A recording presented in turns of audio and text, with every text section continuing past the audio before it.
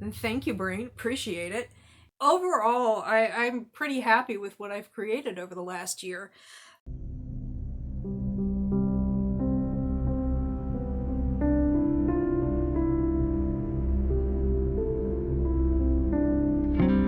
Hi, I'm Stag Marionette, doing business as Bargain Counter Argument, a middle-aged lady in a tiara, celebrating a 1 year and 1 day on YouTube.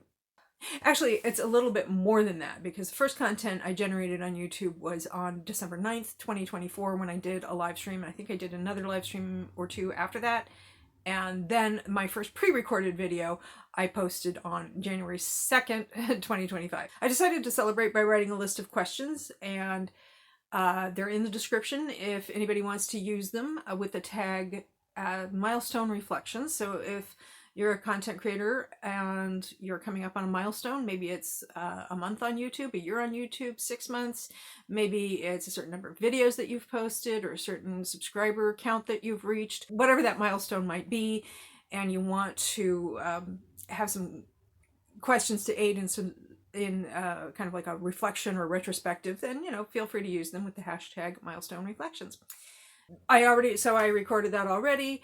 I will drop it in here after I talk about the kind of day it is. It is cold and clear. I was going to do some things today, but being tired and it just wasn't worth it to me. The earworm of the day. My brain has a message for me, and it is "You're So Vain" by Carly Simon. And thank you, brain. Appreciate it. And the ornament exchange is for, of course, the 10th day of Christmas, which is 10 Lords of Leaping. So I pulled this ornament off the tree, pause for sneeze, and it is a Jack in the Box in honor of those 10 Lords of Leaping. Somebody left a comment that she actually has 2 sets of these Danbury Mint ornaments. They were her mother's. 10 Lords of Leaping. The background design is candy canes, and here here are the Lords. There's really not much of a break anymore because we gotta fit 10 figures on this thing. Anyway, they're having a merry old time of things. And there they are. Okay, so now I'm just gonna drop in the clips I filmed earlier. Thanks, future me. The first question is one that I actually cribbed from the BookTube newbie tag, but I think it really is not exclusive to BookTube. It's a pretty solid question. Why did you start this channel? Well, I started this channel because I was doing Instagram and I was enjoying that. On Instagram, I pair books with scented candles and then take pictures, and they're usually like some kind of props or backdrop or whatever. I was starting to feel, though, not exactly stale, but I wanted a new challenge, and that was YouTube. Unfortunately, as my year on YouTube progressed, I kind of let Instagram fall to the wayside. So, yeah. But that's why I started it. I was looking for a new creative challenge, and I think, yeah. Okay, so now we're on, so that was the first question, and now we are on to the questions that I wrote myself, although I don't claim that this is any great original work. I'm sure that plenty of other people have asked these questions before. So, edit while I located my reading glasses, which is a familiar situation on this channel. What did you like about your content this year? I think for me, I liked creating things. I liked trying things. I liked the way people interacted with me over my content. That was really nice. I would say in terms of individual videos that I'm proud of, I would say that that's probably... I really can't think of anything that I'm deeply ashamed of. I like the Bargain Counter Argument After Hours series. That's the one where I talk about books that are like dark romances or kinky or spicy or whatever, stuff that not everybody wants to hear about that. I'm actually really quite proud of my first reading vlog, which was January 9th, 2025. I think that was pretty solid work, especially since it was only my second pre-recorded video. I'm also quite fond of my midweek motivation series. That's the live stream that I do on Wednesdays at 2 p.m. Eastern. Join me. It's a reading productivity napping sprints. I'm pretty proud of the fact that I think I only missed like once, maybe twice. There were a couple of times I had to start late, a couple of times I had to finish early, but I think I only missed once or twice during the entire year. It's not quite the 1 year anniversary of that. I didn't get that off the ground until late January of 2025. So I'll have an anniversary thing about that, but within the live stream itself. So overall, I'm pretty happy with what I've created over the last year. And then there's a subset to that question, which is, what did you like about your process this year? And I think, again, that's kind of, to me, they're kind of intertwined. I don't know why I'm quibbling with a question that I myself wrote, but to me, it's kind of intertwined that the process and the result, I have a hard time separating it. So I think, again, I enjoyed being able to do things. And I didn't like it, getting ahead of myself here, but I didn't like it when I wasn't able to. That bothered me quite a bit. Are you going to do anything differently this year? In terms of content, I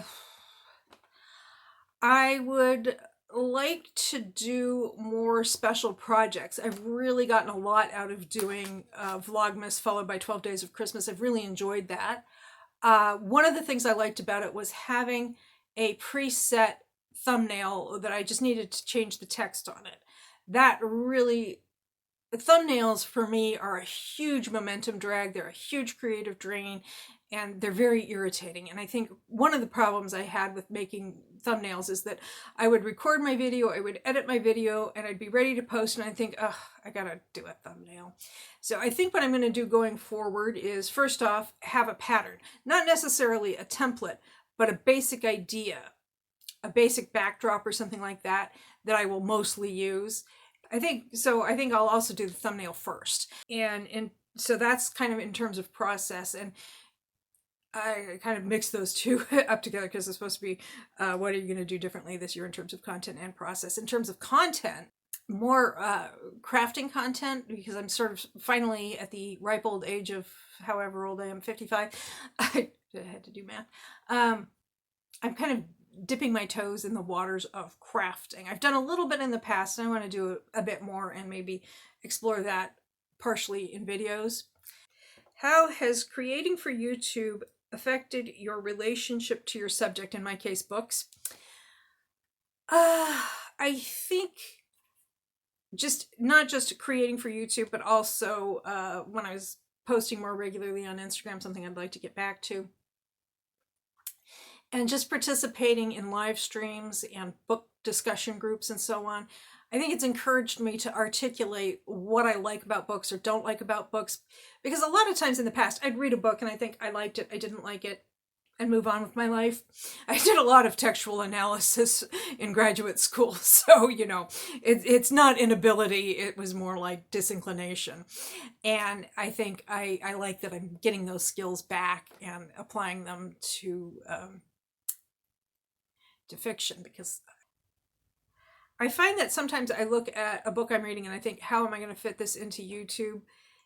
And instead of picking books that will fit well into YouTube, I find that I'm instead kind of exercising my creative muscle by figuring out what I have and how I'm going to use it, rather than going out and picking something with the intent of using it, although I do that as well.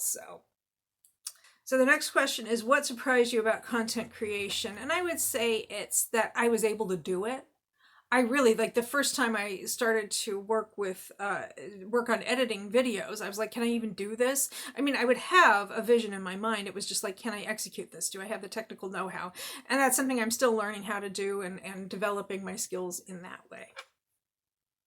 And let's see. How has becoming a content creator affected your relationship to YouTube itself, other content creators, other videos that you watch, and the platform itself? And I would say that I think some of the things I would notice in videos just various videos, not necessarily BookTube videos, but some of the things I would notice, I like, why did they do it that way? And now that I actually create videos, I'm like, oh, okay, well, because that's how that works. Like one of the things I noticed was people would sometimes have these voiceovers in the middle of like a video essay or something, and their voice would sound radically different. The sound, well, not the voice, but the sound quality would be different, not worse or better, just different.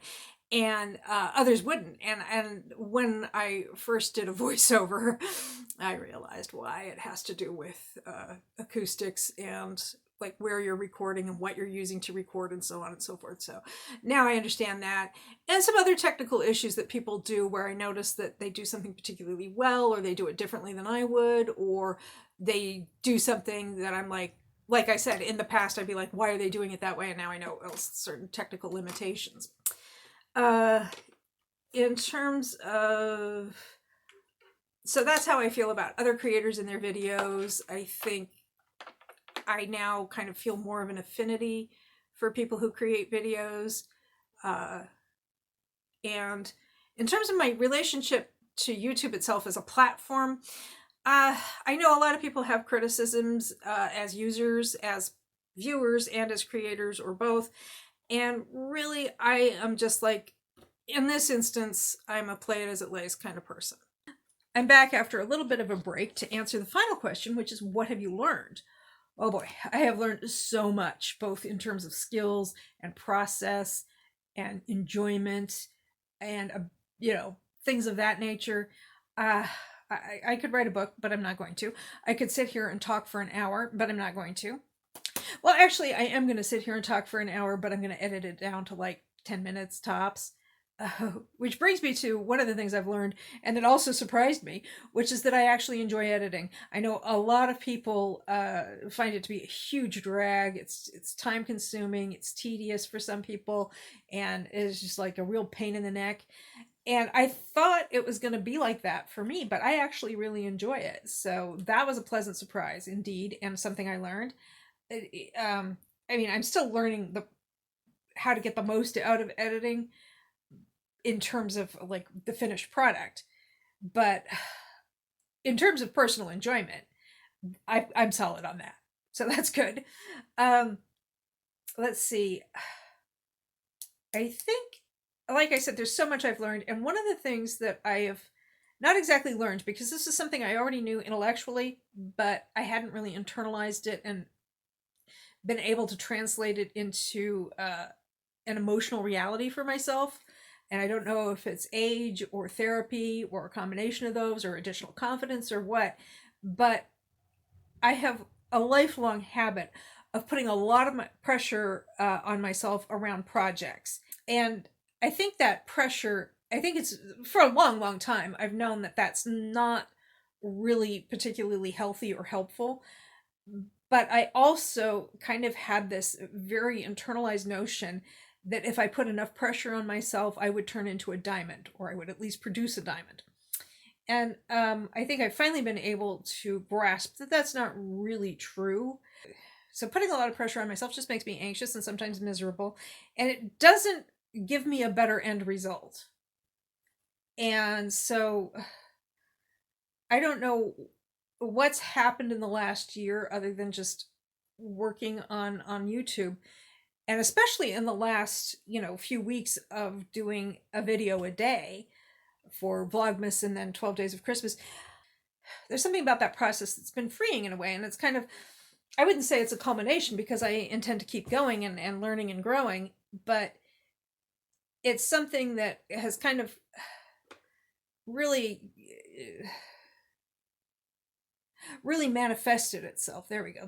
There's the phrase I was struggling to find. It's really manifested itself just in these last few weeks, and that's that I can enjoy myself without the pressure. And I wish I knew exactly what happened in my brain and to allow me to do that. All of that pressure doesn't necessarily produce a better result. And also, it's like, I'm here to have fun. That's why I wanted to do this, was to have a creative challenge and to learn some new stuff and to have a good time. And it's not like I'm trying to build a vast media empire here or something, and that's what OnlyFans is for. So that pressure was just even more unnecessary than it was in the past. And I wish I knew what changed in my brain to allow me to feel that way. Because in terms of advice to other people, I mean, all I've got is, have you tried not feeling that way? Well, I tried not feeling that way for decades, and then suddenly I don't feel that way anymore. I wish I could translate that into some sort of actionable plan for other people who are struggling with similar issues. So I think that's probably the biggest lesson I've learned, is that I don't need to pressure myself to come up with something I'm proud of. And I enjoy it a lot more when I don't. So, yeah, that's the last question. And back over to you, a future sock.